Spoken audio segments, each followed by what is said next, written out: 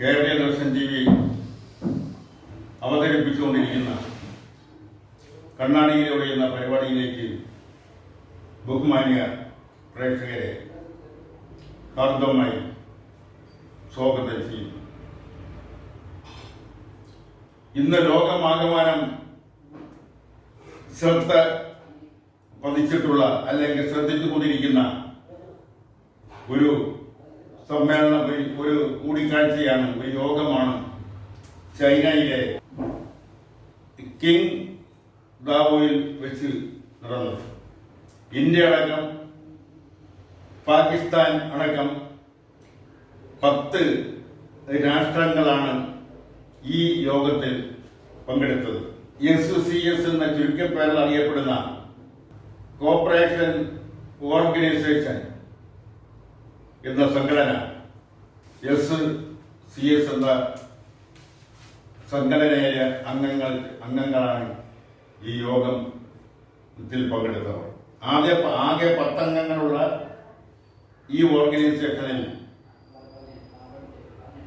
പങ്കെടുത്തവർ അവർ ചർച്ച ചെയ്യപ്പെട്ട വിഷയങ്ങൾ, ആ വിഷയങ്ങളിൽ പ്രധാനമായും ഇന്ത്യ ഉന്നയിച്ചത്, ഇന്ത്യൻ പ്രധാനമന്ത്രി ശ്രീ നരേന്ദ്രമോദി ഉയർത്തിയത് ഭീകര ആക്രമണത്തെ ചെറുക്കുന്നതിൽ കൂട്ടായ ശ്രമം വേണമെന്നാണ്. പ്രത്യേകിച്ചും പാകിസ്ഥാൻ ഇന്ത്യയിൽ നടത്തിയ ഭീകരാക്രമണം, ആ ഭീകരാക്രമണത്തിൽ കൊല്ലപ്പെട്ടവരുടെ എണ്ണം, അതെല്ലാം രൂക്ഷമായ ഭാഷയിൽ ആ യോഗത്തിൽ അവതരിപ്പിച്ച ശ്രീ നരേന്ദ്രമോദി അത് അവതരിപ്പിക്കുമ്പോൾ പാകിസ്ഥാന്റെ പ്രധാനമന്ത്രി ആ യോഗത്തിൽ പങ്കെടുത്തിരുന്നു. മറ്റ് പലർക്കും ഹസ്തദാനം ഇന്ത്യൻ പ്രധാനമന്ത്രി നൽകിയപ്പോൾ ഒരാളെ മാത്രം ഒഴിവാക്കി, അത് പാകിസ്ഥാൻ പ്രധാനമന്ത്രിയായിരുന്നു. ഇതും ലോകശ്രദ്ധ ആകർഷിച്ചു. ഇന്ത്യ ഉയർത്തിയ ഭീകരാക്രമണത്തെ അപലപിക്കുന്നതിനുള്ള പ്രമേയം ഈ യോഗത്തിൽ അവതരിപ്പിച്ചു എന്നുള്ളതാണ് ഈ യോഗത്തിന്റെ ഏറ്റവും വലിയ സവിശേഷത, ഏറ്റവും വലിയ പ്രാധാന്യം. അക്കാര്യത്തിൽ ഇന്ത്യ വിജയിച്ചിരിക്കുന്നു. ലോകശ്രദ്ധ ഭീകരാക്രമണത്തിനെതിരെ, പ്രത്യേകിച്ചും പാകിസ്ഥാൻ ഇന്ത്യയിൽ നടത്തിയ ഭീകരാക്രമണത്തെ ഈ 10 രാജ്യങ്ങളുടെ ശ്രദ്ധയിൽ കൊണ്ടുവരുന്നതിനും ആ ഭീകര ആക്രമണത്തെ അപലപിച്ചുകൊണ്ടുള്ള പ്രമേയത്തിൽ ഈ പങ്കെടുത്ത രാജ്യങ്ങൾ ഒപ്പുവെക്കുകയും ചെയ്ത അത് ഈ യോഗത്തിൽ അവതരിപ്പിക്കുകയും ചെയ്തു എന്നുള്ളത് ഇന്ത്യയെ സംബന്ധിച്ചിടത്തോളം ഒരു വിജയം തന്നെയാണ്. ആ യോഗത്തിലെ തീരുമാനങ്ങൾ, അതിൽ പങ്കെടുത്ത രാഷ്ട്ര തലവന്മാർ നടത്തിയ പ്രസംഗങ്ങൾ, അഭിപ്രായങ്ങൾ, ചർച്ചകൾ, ആ ചർച്ചയിലൂടെ ഉരുത്തിരിഞ്ഞു വന്ന തീരുമാനങ്ങൾ, പരസ്പര സഹവർത്തിത്വം തുടങ്ങിയവയെല്ലാം ലോക ജനതയെ സംബന്ധിച്ചിടത്തോളം, സമാധാനം ആഗ്രഹിക്കുന്നവരെ സംബന്ധിച്ചിടത്തോളം വളരെ പ്രാധാന്യം അറിയിക്കുന്നതാണ്. കണ്ണാടിയിലൂടെ നോക്കിക്കാണുന്ന മറ്റൊരു വിഷയം, ഇന്ന് ഏകദേശമൊക്കെ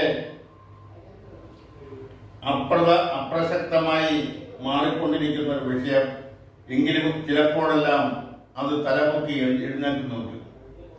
വരാനിരിക്കുന്ന തദ്ദേശീയ സ്വയംഭരണ സ്ഥാപനങ്ങളിലേക്കുള്ള തെരഞ്ഞെടുപ്പിൽ, അതിനുശേഷം നടക്കുന്ന പൊതു തിരഞ്ഞെടുപ്പ്, കേരള നിയമസഭയിലേക്ക് നടക്കുന്ന തെരഞ്ഞെടുപ്പ്, അതെല്ലാം മുഖ്യ വിഷയമായി ഉയർത്തിക്കൊണ്ടുവരാൻ സാധ്യതയുള്ള, ഉയർത്തിക്കൊണ്ടുവരുന്ന ഒരു വിഷയമാണ് ഒരു യുവ എം എൽ എയുടെ പേരിലുള്ള സ്ത്രീ വിഷയവുമായി ബന്ധപ്പെട്ട പ്രശ്നം. അതുമായി ബന്ധപ്പെട്ടുണ്ടായ ഉണ്ടായ ബഹളങ്ങൾ, സമരങ്ങൾ, പോലീസിന്റെ ഇടപെടലുകൾ തുടങ്ങിയവയൊക്കെ കേരളം കണ്ടു കഴിഞ്ഞതാണ്. ഒരു സ്ത്രീയും പുരുഷനും തമ്മിലുള്ള പ്രത്യേക സാഹചര്യത്തിൽ അവർ തമ്മിലുള്ള ബന്ധം, ആ ബന്ധം വർഷങ്ങൾ കഴിയുമ്പോൾ എവിടെയോ വെച്ചു അവർ തമ്മിൽ പിണങ്ങുകയും അതിൽ ഒരാൾ ആ വിഷയത്തെ ഉയർത്തിക്കാട്ടിക്കൊണ്ട് സ്ത്രീ പീഡനമാക്കി മാറ്റിക്കൊണ്ട്, അല്ലെങ്കിൽ അതൊരു സ്ത്രീ വിഷയമായി ഉയർത്തിക്കൊണ്ടുവന്ന അയാളുടെ രാഷ്ട്രീയ ഭാവി ഇല്ലാതാക്കുന്ന ഒരു പ്രവണത കേരള രാഷ്ട്രീയ ചരിത്രത്തിൽ ആദ്യമായി ഉണ്ടായത് പതിറ്റാണ്ടുകൾക്ക് മുമ്പാണ്. ശ്രീ ആർ ശങ്കർ കേരള മുഖ്യമന്ത്രിയായിരിക്കുന്ന കാലഘട്ടം, ശങ്കർ മന്ത്രിസഭയിലെ പ്രധാനിയായിരുന്ന ശ്രീ പി ടി ചാക്കോ, അദ്ദേഹം ആഭ്യന്തര മന്ത്രിയായിരുന്നു, ധനകാര്യ വകുപ്പ് മന്ത്രി അനുസരിച്ച് ധനകാര്യ വകുപ്പിന്റെ ചുമതല വഹിച്ചു. കേരള മന്ത്രിസഭയിലെ മുഖ്യമന്ത്രി കഴിഞ്ഞാൽ രണ്ടാം സ്ഥാനക്കാരനായി അറിയപ്പെട്ടിരുന്ന ശ്രീ പി ടി ചാക്കോ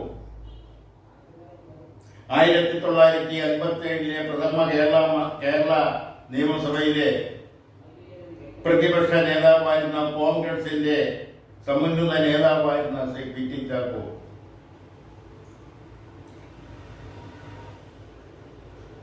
പുരോലിൽ തോമസ് ചാക്കോ എന്ന പി ടി ചാക്കോ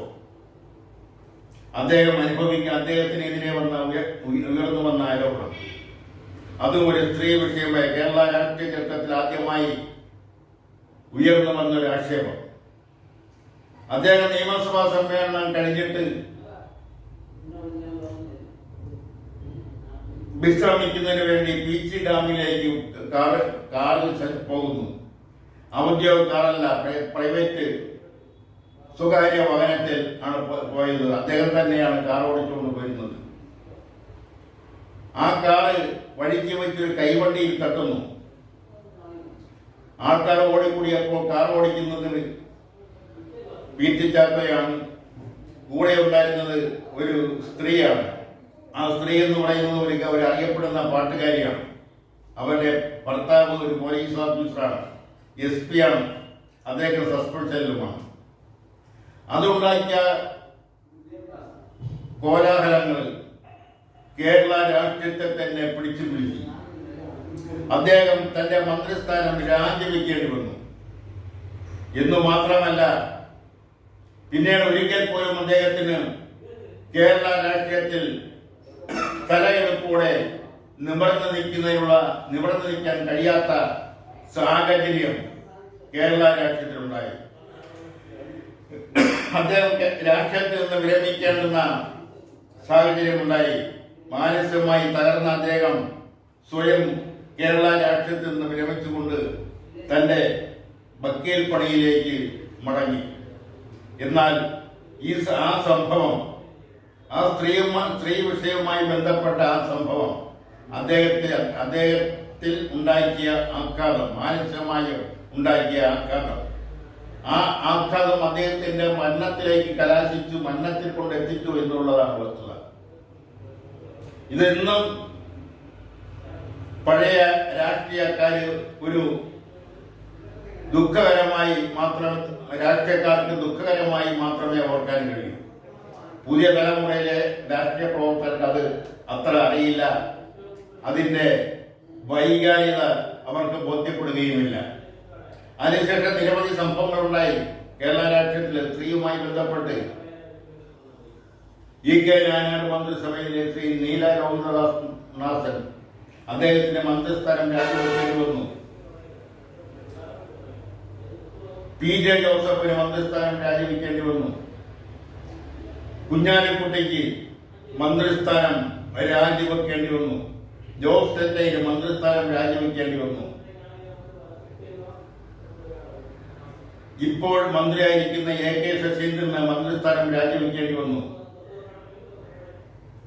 അങ്ങനെ പലർക്കും ഇത്തരം അനുഭവങ്ങളുടെ കൈപ്പേറിയ രാഷ്ട്രീയം രുചിക്കേണ്ടി വന്നിട്ടുണ്ട്.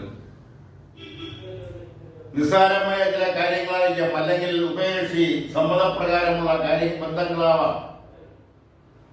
അത് എവിടെയൊക്കെയോ തട്ടി അഭിപ്രായ വ്യത്യാസം, ആ അഭിപ്രായ വ്യത്യാസം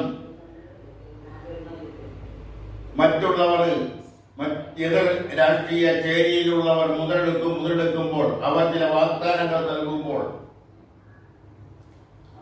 കാരണക്കാരായ സ്ത്രീകൾ അവരുടെ ഉപകരണങ്ങളായി മാറുമ്പോഴാണ് എതിർ ചേരിയിലുള്ള രാഷ്ട്രീയക്കാരുടെ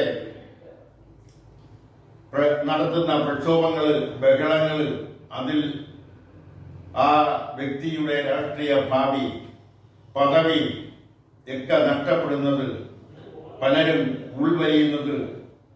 പി.ടി. ചാക്കയെ പോലുള്ളവർ രാഷ്ട്രീയത്തിൽ നിന്ന് തന്നെ അപ്രത്യക്ഷമായ സാഹചര്യം, മറ്റു പലരും ആർജവം ഉൾക്കൊണ്ടുകൊണ്ട് രാഷ്ട്രീയത്തെ പിടിച്ചു നിന്നു എങ്കിലും അവർക്ക് തങ്ങളുടെ പദവി രാജിവെച്ച് ഒഴിയേണ്ടി വന്ന ഒരു സാഹചര്യം ഉണ്ടായിട്ടുണ്ട്.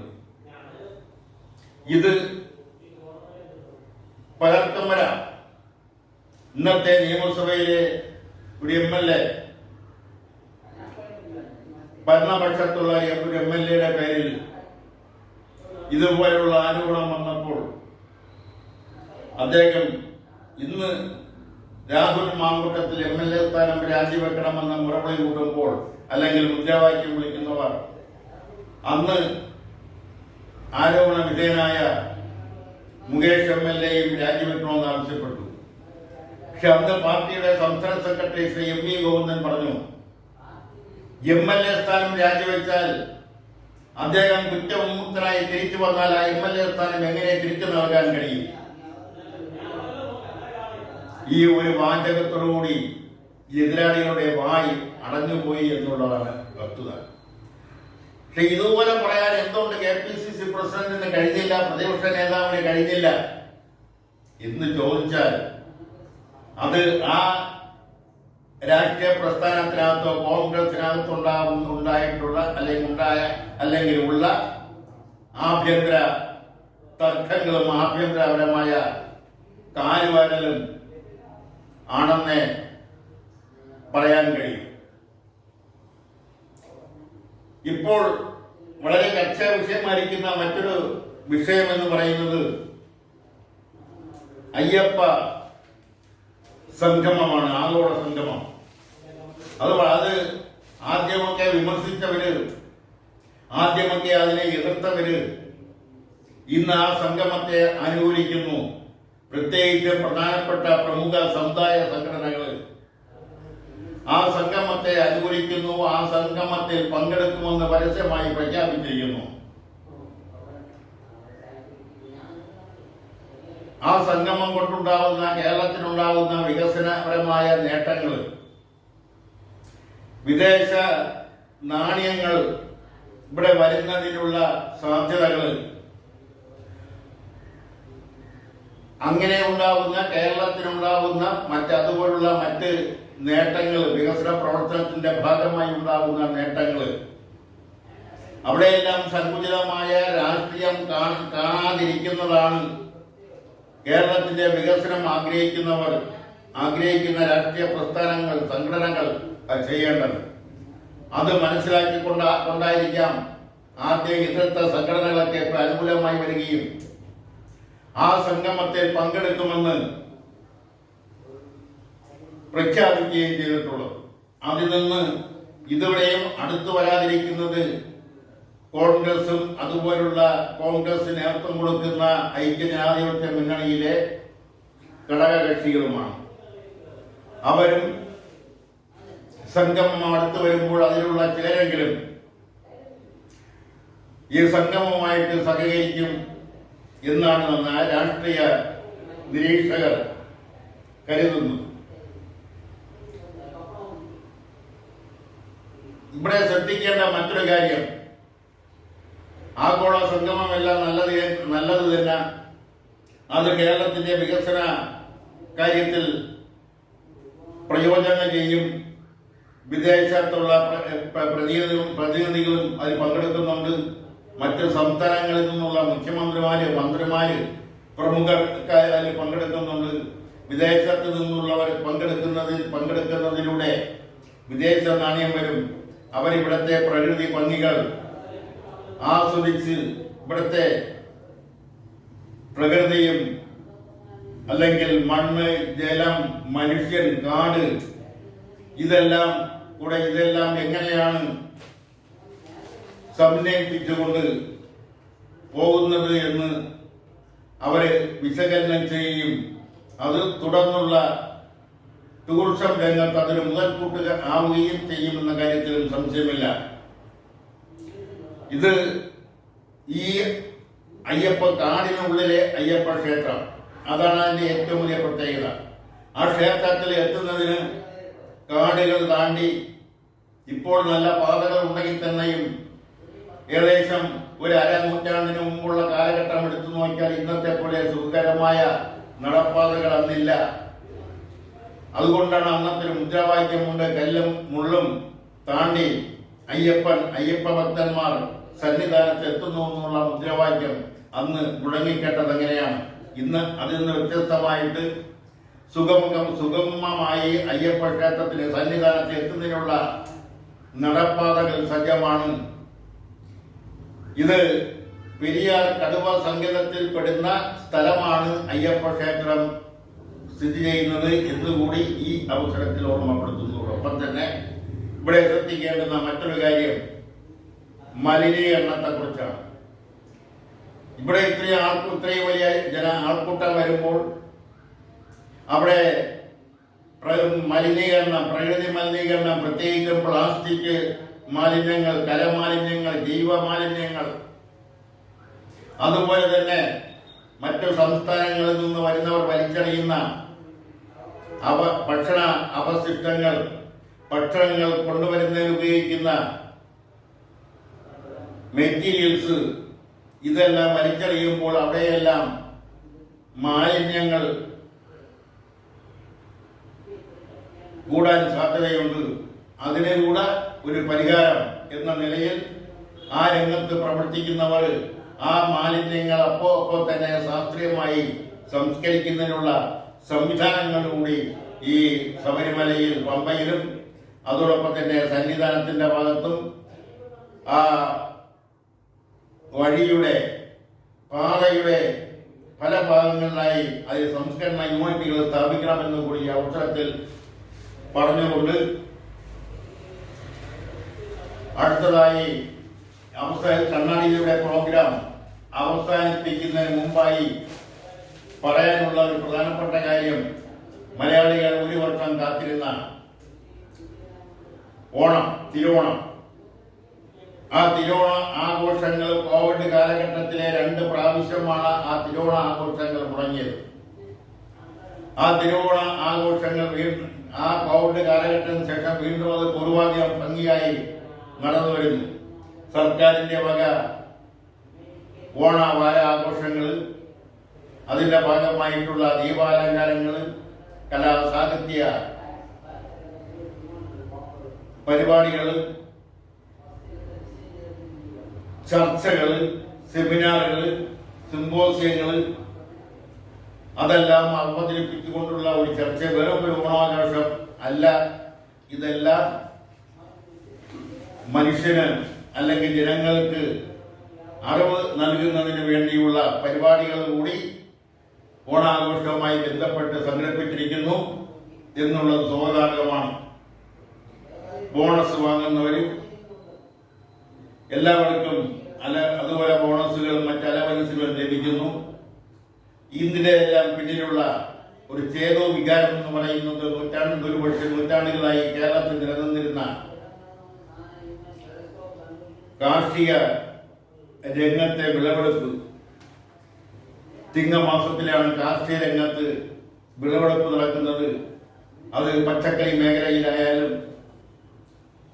നെൽപ്പാടങ്ങളിലായാലും അതെല്ലാം വിളവെടുത്ത് കർഷകൻ സന്തോഷപരമായ ഒരു സാഹചര്യത്തിൽ പാടത്ത് പണിയെടുക്കുന്ന, അതുപോലെ തന്നെ പച്ചക്കറി മേഖലകളിൽ പണിയെടുക്കുന്ന, മറ്റ് മേഖലകളിൽ കാർഷിക സംരംഭവുമായി ബന്ധപ്പെട്ട് പണിയെടുക്കുന്ന കർഷക തൊഴിലാളികൾ അവർക്കെല്ലാം കൈനിറയ പണവും അതുപോലുള്ള ഓണ സമ്മാനങ്ങളും ഒക്കെ ലഭിക്കുന്നുണ്ട്. സർക്കാർ ജീവനക്കാർക്കാണെങ്കിൽ ബോണസ് ഇല്ലാത്തവർക്ക് അലവൻസ്, അതോടൊപ്പം തന്നെ മുൻകൂർ ശമ്പളങ്ങൾ, മറ്റ് ആനുകൂല്യങ്ങളെല്ലാം സർക്കാർ ജീവനക്കാർക്ക് ലഭിക്കുന്നുണ്ട്. ആ സർക്കാർ ജീവനക്കാരെന്ന് പറയുന്ന കേരളത്തിലെ 6 ലക്ഷം ആൾക്കാരാണ്. 3 കോടിയിലധികം വരുന്ന ജനങ്ങളിൽ ഈ 6 ലക്ഷം വരുന്ന സർക്കാർ ജീവനക്കാരാണ് ഒരുപക്ഷെ കേരളത്തിന്റെ ഭരണത്തിന്റെ കടിഞ്ഞാൻ പിടിച്ചിരിക്കുന്നത് എന്ന് പറയാൻ മടിച്ചിട്ട് കാര്യമില്ല. അതോടൊപ്പം തന്നെ ഇതൊന്നും ഏർപ്പെട്ടിട്ടില്ലാത്ത ദിവസ വേതനത്തിൽ ജോലിക്ക് പോകാത്ത ഒരു വിഭാഗം ആൾക്കാരുടെ ഈ രാജ്യത്ത് ജീവിക്കുന്നുണ്ട്. അവർക്ക് ബോണസോ അതുപോലുള്ള ആനുകൂല്യങ്ങളോ മുൻകൂർ ശമ്പളമോ ഒന്നും ലഭിക്കുന്നില്ല. അവർ നിത്യോപയോഗ സാധനങ്ങളുടെ വില വർദ്ധിക്കുമ്പോൾ ഏറ്റവും കൂടുതൽ ബുദ്ധിമുട്ടുന്നത് ഈ വിഭാഗക്കാരാണ്. ദിവസ വേതനത്തിന് ജോലിക്ക് പോകുന്നവർക്ക് നല്ല വേതനം ലഭിക്കുന്നുണ്ട്. സർക്കാർ ജീവനക്കാർക്കും അർദ്ധ സർക്കാർ ജീവനക്കാർക്കും ഫാക്ടറിയിൽ പണിയെടുക്കുന്ന തൊഴിലാളികൾക്കുമെല്ലാം കൃത്യമായി ശമ്പളവും ബോണസും ലഭിക്കുന്നുണ്ട്. ഇതൊന്നും ലഭിക്കാത്ത ഒരു വിഭാഗം ആൾക്കാർ. അതുപോലെ തന്നെ ക്ഷേമ പെൻഷനുകൾ ഇന്നും 1600 രൂപയിലാണ് നിൽക്കുന്നത്. അത് ഒരു മാസത്തെ കുടിശ്ശിക കൂടി ചേർത്ത് ഇപ്രാവശ്യം 3200 രൂപ കൊടുത്തു ക്ഷേമ പെൻഷൻ. ഇനിയും എത്രയോ കുടിശ്ശികകൾ കൊടുത്തു തീർക്കാനുണ്ട്. അത് 2500 രൂപയായി ക്ഷേമ പെൻഷനുകൾ വർദ്ധിപ്പിക്കുമെന്ന് ഇടതുപക്ഷ ജനാധിപത്യ മുന്നണിയുടെ പ്രകടന പത്രികയിൽ പറഞ്ഞിട്ടുണ്ട്. പക്ഷെ ആ പ്രകടന പത്രിക അതുപോലെ നിലനിൽക്കുമ്പോഴാണ് 1 രൂപ പോലും കൂട്ടി നൽകാത്ത അല്ലെങ്കിൽ ക്ഷേമ പെൻഷനുകൾ വർദ്ധിപ്പിക്കാത്ത ഒരു സാഹചര്യം നിലനിൽക്കുന്നത്. ക്ഷേമ പെൻഷൻ വാങ്ങുന്നവർ വയോജനങ്ങൾ മാത്രമല്ല, മറ്റ് മേഖലകളിൽ പണിയെടുത്തിട്ട് അവർ പ്രായമാവുമ്പോൾ അവർക്ക് കിട്ടുന്ന ക്ഷേമ പെൻഷനുകൾ അത് അത്യാവശ്യം മരുന്ന് വാങ്ങാൻ പോലും തികയാത്ത ഒരു അവസ്ഥ, ഒരു യഥാർത്ഥ വസ്തുത നിലനിൽക്കുന്നുണ്ട് എന്ന കാര്യം സർക്കാരിനും അതുപോലുള്ള ബന്ധപ്പെട്ടവർക്കും അറിയാവുന്ന കാര്യമാണ്. പിന്നെ ഓണത്തിന് പരമാവധി വില വർദ്ധിക്കാതിരിക്കുന്നതിന് വേണ്ടിയുള്ള തീവ്ര ശ്രമങ്ങൾ പൊതുവിതരണ വകുപ്പ് സിവിൽ സപ്ലൈസിന്റെ ഭാഗത്തു നിന്നും ഉണ്ടായിട്ടുണ്ട് എന്നുള്ളത് എടുത്തു പറയേണ്ടുന്ന കാര്യമാണ്.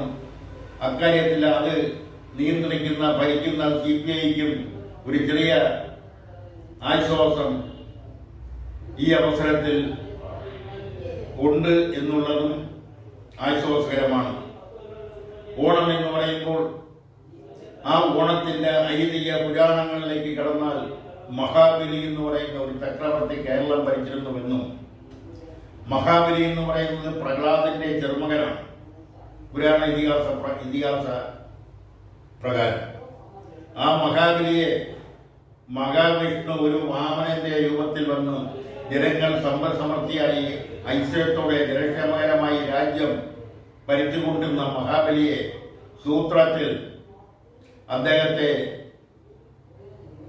വിഷ്ണു വാമനന്റെ വേഷം ധരിച്ചു വന്ന് സൂത്രത്തിൽ പാതാളത്തിലേക്ക് ചവിട്ടിത്താഴ്ത്തിയെന്നും ആ മഹാബലി ഒരു അപേക്ഷ മഹാവിഷ്ണുവിന്റെ മുന്നിൽ വെച്ചുവെന്നും ആ അപേക്ഷയുടെ വർഷത്തിൽ ഒരിക്കൽ തന്റെ പ്രജകളെ